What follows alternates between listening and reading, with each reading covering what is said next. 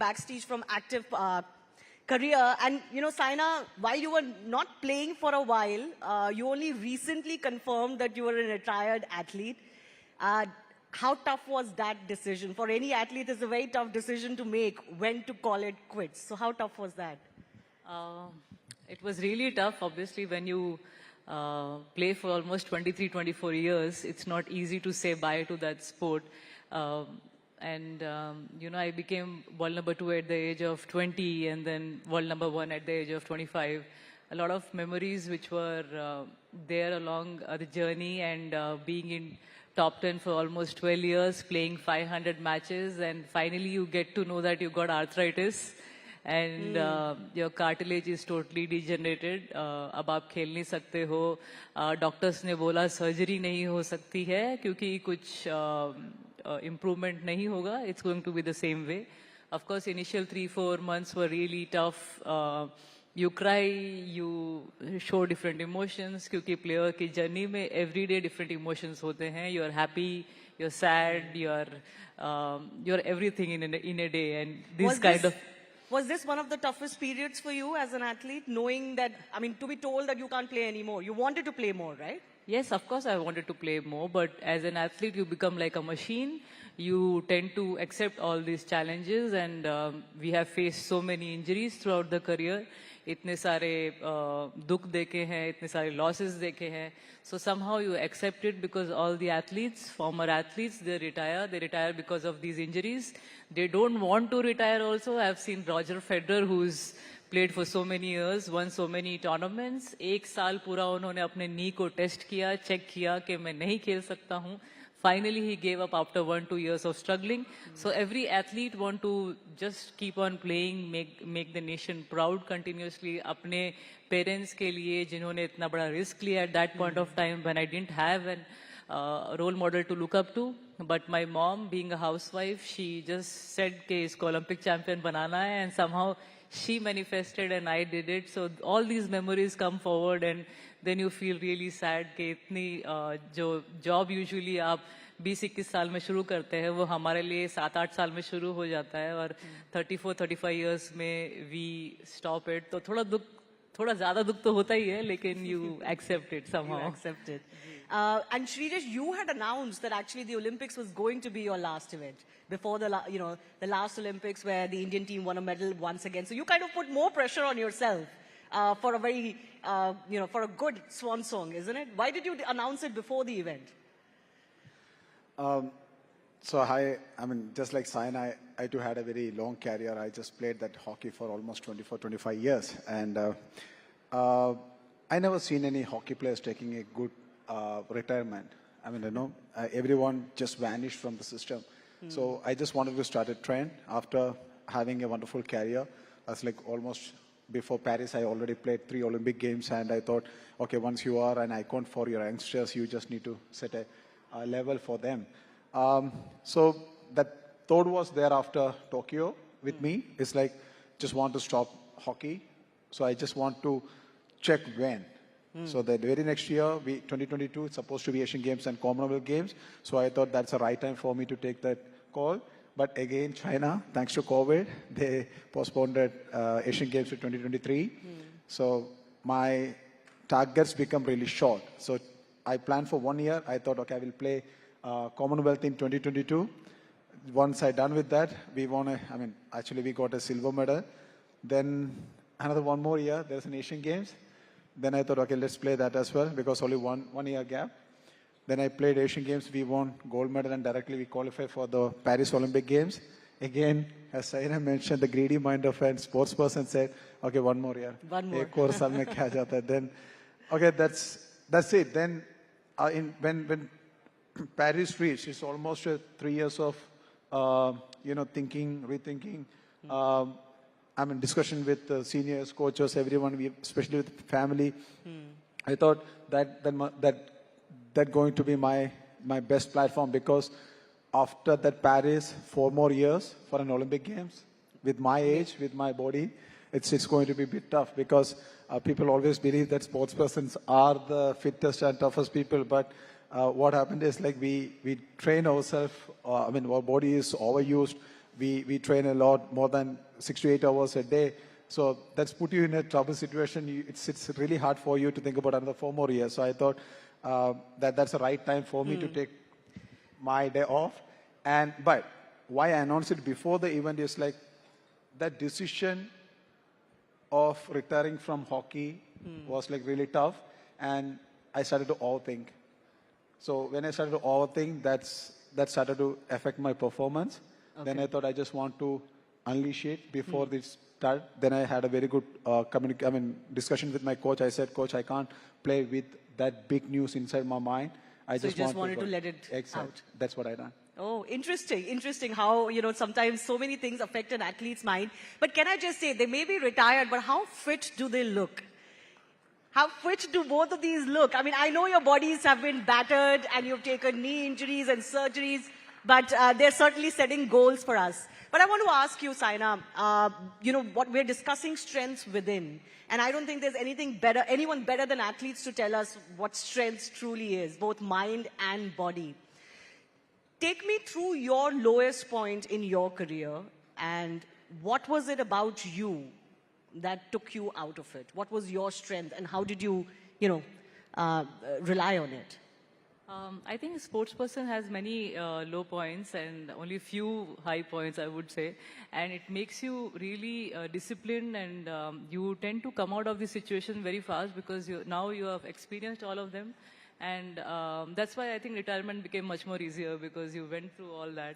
And I think one was the 2016 Olympics, Rio Olympics, when I was very well prepared. I was world number 1. In fact, 1 month back, I defeated all the top players, and I was one of the medal contender over there. Last Olympics was bronze medal, so I was like, "Ye time usse better karke jana hai." I was very well prepared, and I didn't get any kind of hurt. I didn't fall anywhere, and usse pehle koi major surgery nahi hua. I was very strong physically, and I don't know. Suddenly, I felt a kind of pinch in my knee. While practicing, and I was like, "ठीक है, 2-3 दिन में ठीक हो जाएगा." That's what my physios were telling me. And in 2-3 days, we had to fly to Rio, which is like 30 hours away. And I think I was thinking कि ठीक हो जाएगा. I think by the time I land in Rio, but I was I don't know. After the 3rd day, also when I practiced, the knee was hurting very badly. We tried to take cortisone injection to not feel the pain, but usse bhi zyada improvement nahi hua. I was limping on the court. I was limping basically everywhere. I was not able to go up down the stairs, and I had only one option: go back and do an MRI and check what the issue is.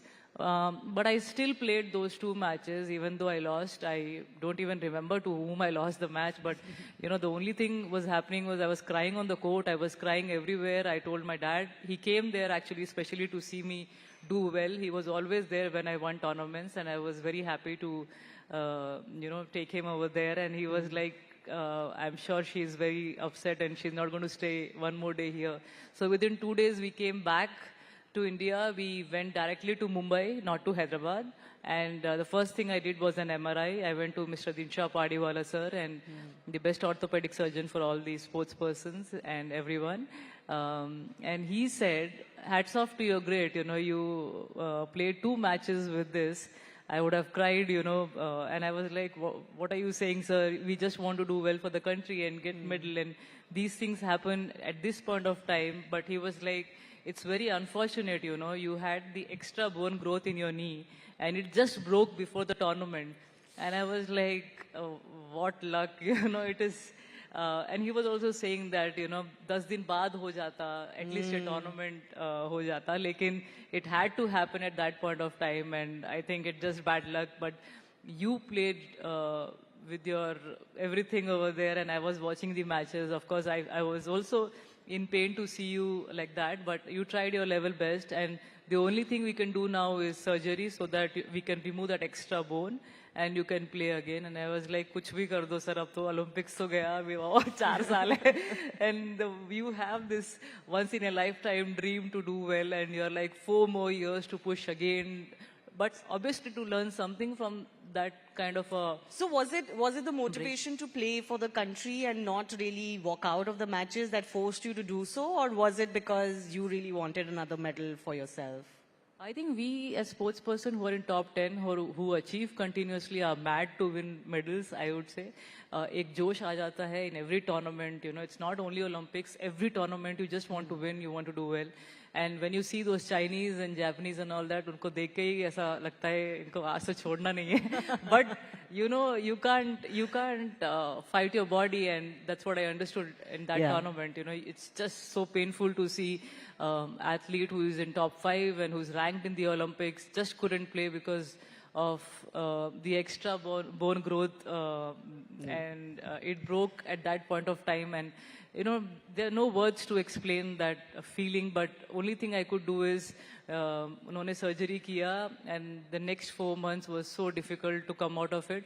But I fought back. I did proper rehab, and when I came back, I won the Malaysia Open, and again the winning started. But I can't forget it. Sometimes it gives me sleepless nights to just feel that कि वो 5 दिन पहले ही होना था. But I think you just have to believe in yourself when you have played at the highest level, when you have played for so many years. It's your job. You have to just talk to yourself. I know you speak to your parents, your coaches, everyone gives you advices, but nobody can help you if you don't self-motivate yourself. तो मैंने अपने आप को बहुत सब चीज़ें कोशिश कर ली. रात में नींद नहीं आई, खाना भी ज़्यादा भी खा लिया, कम भी खा लिया, कुछ भी हेल्प नहीं किया. But only thing which help me was going back to gym and again starting the rehab and focusing on the goal again. And I think जिस चीज़ से आप प्यार करते हैं उसी को अगर आप करते रहते हैं तो आपको खुशी मिलती है. And that's when also I realize जितना भी पैसा या कुछ भी आप अचीव कर लो, nothing feels good when you don't have the thing which you love.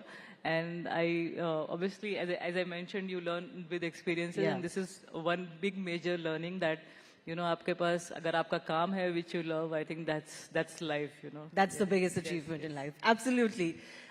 Speaking of Chinese, I mean, Saina is that trailblazer for us who broke the Chinese domination on the badminton court, and nobody had managed to really do that. And you were the one who gave everyone the belief that Indian players can do that. But Shritesh, I want to ask you, when you look back, what has been your greatest strength that, you know, gave you such a long career? Can I just tell our guests, we were talking backstage and I was talking to him about his long career. He had played, 18 years with the senior team and overall 2 decades in hockey. And I was talking about the fact that he had also suffered his knee injury. And that was the only big break that he had. And I said that, you know, in a long career, you are bound to have these injuries. So he said something interesting. He said, actually, it's the other way around. If you overcome those injuries, then you have a long career. And I think that's the mindset that is really important for an athlete, and that's what makes them different. So tell me, what is your biggest strength that helps you? As you just mentioned, that's it. Because you never get satisfied with what you are, and every time you look forward. That's a really big thing. That's Saina just mentioned. 2012, when she won bronze medal, it's always about how can I change the color of the medal, and that is what pushing every athlete. So my career as well, the Olympic journey started with a disaster. 2012 London, where Saina won medal. I was in the bottom place. We finished 12th, and okay, for your kind of information, in an Olympic Games, there used to be 12 players before. 12 teams. So we used to finish 12th. Then again 16, we finished 8th. So you were the captain in 16 as well. Yes, I was a captain in 2016. And 2017, again I had an injury, ACL, MCL, meniscus, everything gone in your knee. So that's almost a career-ending threat, yes. Injuries. It's always about your ambition. What do you want to? So when I had that injury, I just put one of my jersey in an hanger in front of my bed, and I thought I just want to wear that jersey one more time. That's it. So all my great achievements came after that. 2 Olympics medal, 3 world's best goalkeeper awards, the rest of the awards what I got related to these all. So the best part is that the ambition you just need to keep it high. Your the passions, your dedication, your hard work, everything's helps you to reach there. So the best part for you to keep your ambition really high, you need to dream big, and you just need to work hard to achieve that dream. So 2021 Tokyo Olympics, we got a bronze medal. Then again, we started to dream about how can we change the color of that medal. And again, when we reached in Paris, we had that confidence. So in India, we do have an expectational pressure on us. You know, when Saina won 2012, every Indians want her to win a gold medal in 2016. So by the time she reached there will be an expectation pressure on her. The same way with us. We, Indian hockey players, Indian hockey team won huge number. We have got 8 gold medal in Olympics. So automatically, when we go for Olympics, everyone expects us to win or gold medals. But this time when we reached Paris, we had that confidence in ourselves that we are capable to win a medal.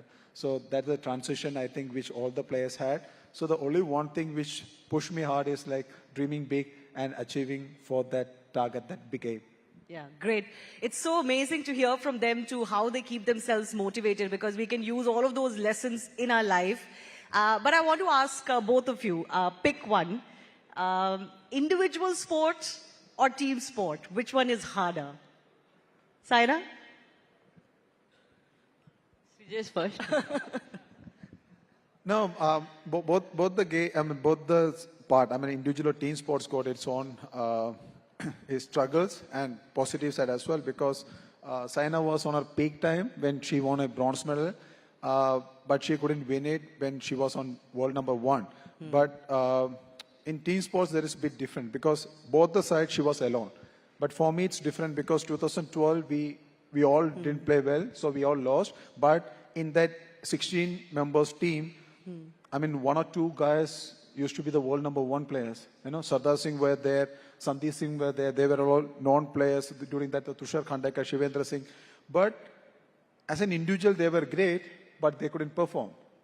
And over the period, if you see, in 2012, I was like a teenager. I was like 20 to 23. A young guy who was dreaming about playing more Olympic Games. But for them, that may be the last tournament.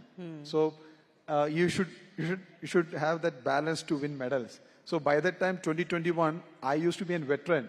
I in my team, I had players like 18 years, 20 years old, whose first Olympic Games, who was dreaming about playing more Olympics. So it's quite hard for me to say that, okay, I'm great, we are going to win. No, that's the time somewhere I need to kick their butt to perform up to my level. You have to bring them to your level. Yes, I can't sit and relax and say that, okay, guys, we are going to win. No, I need to make sure that those players are equal to me to win a medal. So in team sport, obviously you depend on a lot of players and everybody has to click together. But in individual sport, you have nowhere to hide. You know, you can't have a bad day and your team cannot still win. So is that...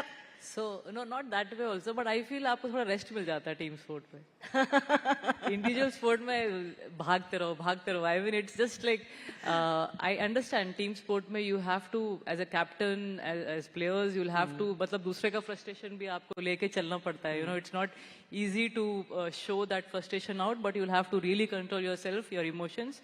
But in individual sport, you're doing it yourself, you know, everything, even the coach is like, sometimes अपना सिर पीटता रहता है, ये ठीक से क्यों नहीं खेल रहे हैं, but that pressure when you play those last few points, it's so tough to execute at right point of time. But at least in team event, maybe एक से नहीं हो पाया तो दूसरा somewhere comes.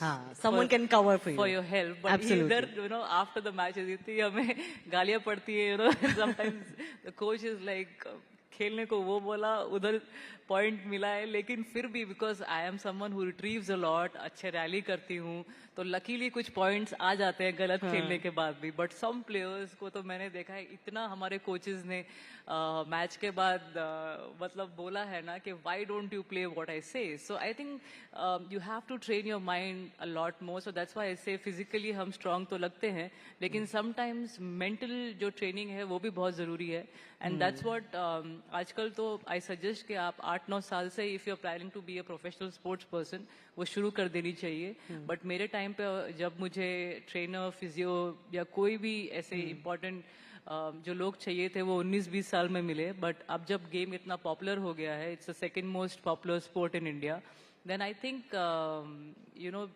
mental training is something which is very important. Otherwise, training तो बहुत लोग करते हैं, लेकिन चैंपियन बनना एक अलग बात बहुत कम है. रहता 2 quick rapid fire questions. Is on field tougher or off field tougher as an athlete, Srijesh? Off field is much tougher. Off field is tougher. Okay, I didn't expect that. Saina, for you? I mean, on field is crazy. You have so many emotions which you don't want to even express. Sometimes you're singing songs in between the match. You're actually crying. You're sad. You're laughing in between the rallies. So there's so many emotions. You shout at your coach. You shout at yourself. So I think on field it's very different. You don't know what you're doing, and after the match you're like, "Acha, ऐसा किया था क्या मैंने?" So on field, I feel for me It's still tougher. It's little difficult. Yeah. Because, so many athletes have to deal with pressure off field, controversies. I'm sure you had to deal with team dynamics, etc. as well. But quick last rapid fire. Is winning an Olympic medal harder, or being the number 1 or being the goalie of the year harder? To be that consistent. Saina, you want to go first? So I think Olympic medal is dream of everyone's, and world number 1 is consistency. You have to show consistency maybe for years to be number 1, and I would say world number 1 is harder, but Olympic medal is the dream. Is it the dream? For me, as a team, winning a medal is more important than being the number 1.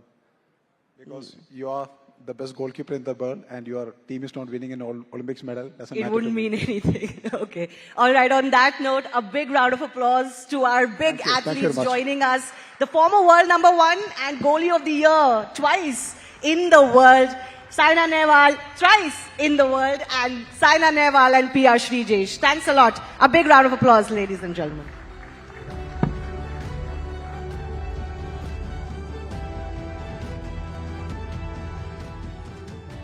Ladies and gentlemen, the applause should continue. After all, powerhouses in the world of sport. We're talking about Saina and Srijesh. Shivani, thank you so much for that very, very enriching conversation. I'm sure all of you loved this conversation, and that's what we